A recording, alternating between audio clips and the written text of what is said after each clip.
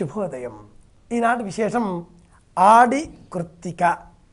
సుబ్రహ్మణ్యేశ్వర స్వామి వారిని ఆరాధన చేస్తుంది ఈనాడు జగత్తు అంతా కూడా. అలాగే శుక్రవారం కూడా కనుక మనం అమ్మవారిని స్తోత్రం చేద్దాం. కాలం ఆషాఢమాసం. ఋతుధర్మాన్ని అనుసరించి గ్రీష్మ ఋతువు అయినప్పటికీ వర్షములు విరివిగా కురిసేటటువంటి కాలం ఈ కాలం. ఈ వర్షములు ఉండేటటువంటి కాలంలో అమ్మను స్తోత్రం చేస్తే అమ్మ రక్ష జగద్రక్ష అన్న భావనలతో అమ్మవారి కరుణతో ఏ రోగముల బారిన పడకుండా మనల్ని మనం రక్షించుకోగలుగుతాం అంటూ ఈ రోజున మనం అమ్మవారిని స్తోత్రం చేద్దాం. లక్ష్మీం క్షీర సముద్రరాజతనయాం శ్రీరంగధామేశ్వరీం దాసీభూత సమస్తదేవతాం లోకైక దీపాంకురాం శ్రీమన్మందకటాక్షలాబ్ద విభవద్ బ్రహ్మేంద్ర గంగాధరాం త్వాం త్రైలోక్య కుటుంబినీం సరసిజాం వందే ముకుంద ప్రియాం. అమ్మవారిని స్తోత్రం చేద్దాం. ఆడి కృత్తిక. అమ్మవారిని స్తోత్రం చేయడంతో పాటుగా కృత్తిక నక్షత్రం ఉన్న రోజున సుబ్రహ్మణ్యేశ్వర వారిని కూడా ఆరాధన చేయాలి. ఈ రోజున 6 నక్షత్రముల చేత 6 తల్లుల చేత పెంచి పోషింపబడినవాడు షాణ్మాతరుడు అయిన కార్తికేయుడి అర్చన. ఆయనకు అనేక నామాలు ఉన్నాయి. దేవసేనాధిపతి అందులో ఒకటి. మురుగన్ అంటారు తమిళులు ప్రేమతో. అందమైన వాడు అని అర్థం ఆ పదానికి.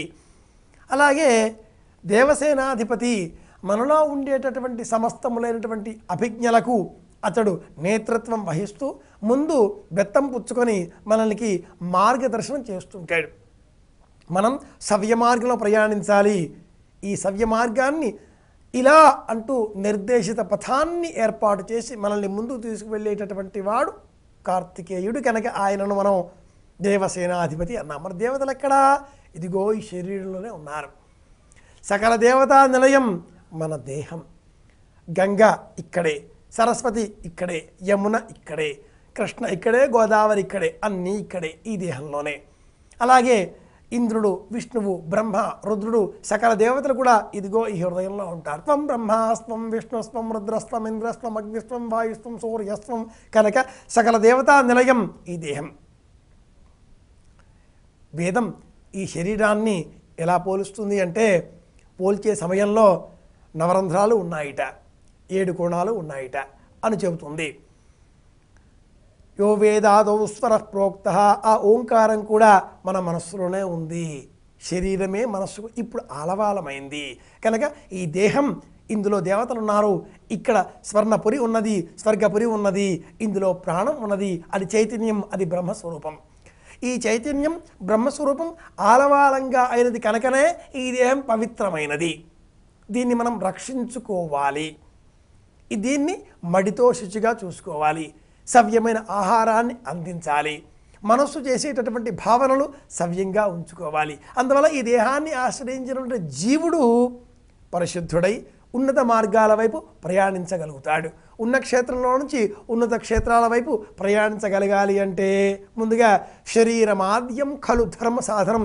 శరీరాన్ని మనం రక్షించుకోగలగాలి. ఇలా ఎన్ని కోణాలతో ఆలోచించినా కూడా శరీరం సవ్యమైన మార్గంలో ప్రయాణించాలి. మనకు దేవసేనాధిపతి అయినటువంటి ఆ స్వామి సుబ్రహ్మణ్యేశ్వరుడి అనుగ్రహం కావాలి. అతడు షాణ్మాతరుడు, దేవసేనాధిపతి, కార్తికేయుడు, శరవణభవుడు, ఎన్నో పేర్లు ఆ స్వామికి.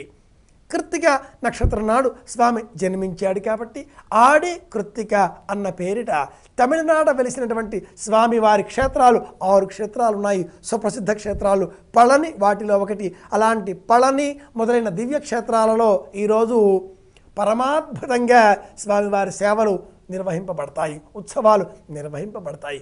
పాల్గొందాం, చూసే ప్రయత్నము చేద్దాం.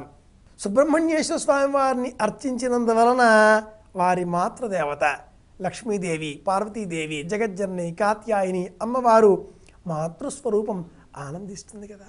ఏమంటే లోకంలో ఎవరి ప్రేమ మనల్ని చూరగొనాలి అన్నా ముందుగా వాళ్ళ పిల్లల్ని పొగడాలి అంటుంది లౌక్యం. పిల్లల్ని మెచ్చుకుంటే వాళ్ళ తల్లిదండ్రులు ఆనందిస్తారట. ఈ మాటలో లౌక్యం ఎంత ఉందో వాస్తవిక దృక్కోణం కూడా అంతే ఉందండోయ్. గణపతిని పూజించిన, సుబ్రహ్మణ్యేశ్వరుడు కుమారస్వామిని పూజించిన పార్వతీ పరమేశ్వరులు ఆనందిస్తారు. లోకాలన్నీ సంతోషం కలిగించే విధంగా ఈ రోజున మనం సుబ్రహ్మణ్యేశ్వర స్వామివారిని ఆరాధన చేద్దాం. ఆడి కృత్తిక ఎలా చేయాలి? సమీపంలో ఉండే పుట్టకు వెళ్ళి పుట్టలో పాలు పోసి ఉపవాసం చేసి నువ్వులు బెల్లం కలిపి కట్టి దంచిన ఉండలను చిమ్మిలి అంటాం. దీనిని నైవేద్యంగా స్వీకరించాలి, అందరికీ పంచిపెట్టాలి. ఎవరైనా ఒక బ్రహ్మచారిని చూచి అతడికి ఎరుపు వస్త్రాన్ని దానంగా ఇవ్వాలి. యజ్ఞోపవీతం, ఛత్రము అంటే గొడుగు, చెప్పులు అంటే పాదరక్షలు, కమండలం చేత పట్టుకునేది, లేదా సంధ్యావందన పాత్ర, లేదా సులభంగా ఎరుపు రంగులో ఉండే పట్టు వస్త్రం, వీటిని బ్రహ్మచారికి ఇచ్చినందువల్ల కూడా సుబ్రహ్మణ్యేశ్వర స్వామి ఆనందిస్తాడు. పరోక్షంగా తల్లి జగజ్జనని అమ్మవారు కూడా ఆనందిస్తుంది. కనుక శుక్రవారం ఆడి కృత్తిక సుబ్రహ్మణ్యేశ్వర స్వామి వారిని సేవించుకుందాం. అందరికీ క్షేమం కలగాలి అని కోరుకుంటూ శుభమస్తు.